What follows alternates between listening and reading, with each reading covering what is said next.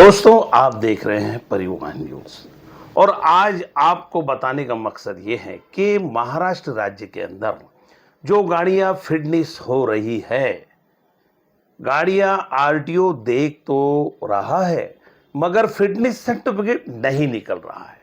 तो आपको ये बता दूं कि ये क्यों नहीं निकल रहा है।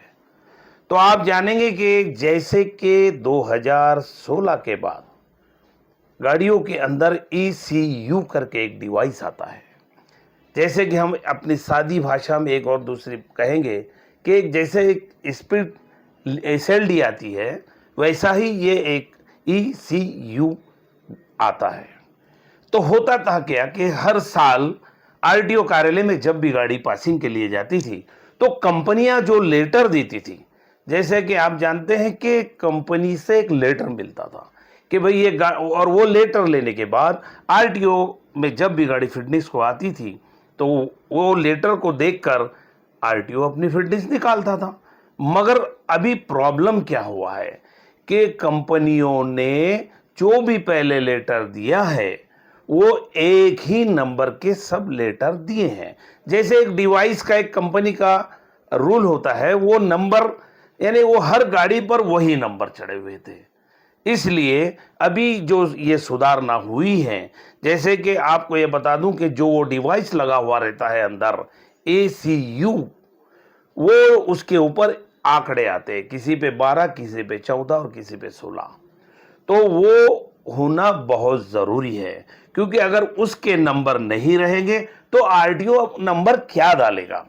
तो ये पहले ऐसी गलती हुई है कि जो कि सिर्फ कंपनियों की भी गलती है कि वो एक ही जैसा लेटर दे देते थे किसको भी, क्योंकि ये जो डिवाइस लगते हैं, ये ECU जो है, ये जो कंपनी लेटर देती है, अब जब ये पूरे महाराष्ट्र के अंदर ये प्रॉब्लम आया कि फिटनेस नहीं निकल रही, फिटनेस नहीं निकल रही, और फिटनेस तो निकलना चाहिए क्योंकि अगर फिटनेस नहीं निकली तो गाड़ी वाला अपना धंधा कैसा करेगा, क्योंकि बॉर्डर के बाहर उसको कोई भी आरटीओ जाने नहीं देगा, कोई भी पुलिस वाला उसको जाने नहीं देगा, क्योंकि जो भी फिटनेस ऑनलाइन के ऊपर दिखती है उसी को पूरे हिंदुस्तान में माना जाता है। मगर महाराष्ट्र में क्या हुआ कि बहुत से गाड़ी वालों को बेचारों को एक एक महीना गाड़ी रुकाना पड़ी क्योंकि ऑनलाइन के ऊपर फिटनेस की तारीख नहीं आती थी। और बहुत से कार्यालयों के अंदर मैन्युअल तो दे रहे थे मगर वो मैन्युअल को बाहर के राज्यों में कोई नहीं मान रहा था, तो गाड़ी वालों का बहुत नुकसान हो रहा था। और थोड़ा सरकार ने भी ये सोचना चाहिए कि जब भी कुछ बदलाव करना है तो पहले वो क्लियर करे। अभी गाड़ी वाले बेचारे क्या बहुत बुरी हाल में हैं क्योंकि फिटनेस नहीं निकल रही, मगर अब कंपनियों ने सुधारना की है। जैसे कि आपको ये बता दूं कि महेंद्र कंपनी ने अब जो पहले एक लेटर दिया जाता था उसके ऊपर सिर्फ 12 अंकी आंकड़े होते थे, अब थोड़ा चेंज हुआ है। जैसे कि आप ये देख रहे हैं, ये सर्टिफिकेट है, इसके अंदर फोटो है, यानी जो डिवाइस जो आपकी इसमें ECU लगा हुआ है, जो इलेक्ट्रॉनिक गाड़ी होती है उसमें अगर वो डिवाइस लगा है तो उसके पूरे आंकड़े होना चाहिए, उसका फोटो होना चाहिए। मगर कुछ कुछ कंपनियां अभी ये दे रही हैं, जैसे कि ये ऐशर कंपनी का सर्टिफिकेट है, ऐशर कंपनी भी फोटो दे रही है, पूरे आंकड़े दे रही है। ये आंकड़े देने के बाद ही आरटीओ अपने कंप्यूटर के अंदर ये डालेगा, उसके बाद ही गाड़ी पास होगी, क्योंकि अभी तक जो चल रहा था वो सिर्फ कोरे सर्टिफिकेट पे चल रहा था।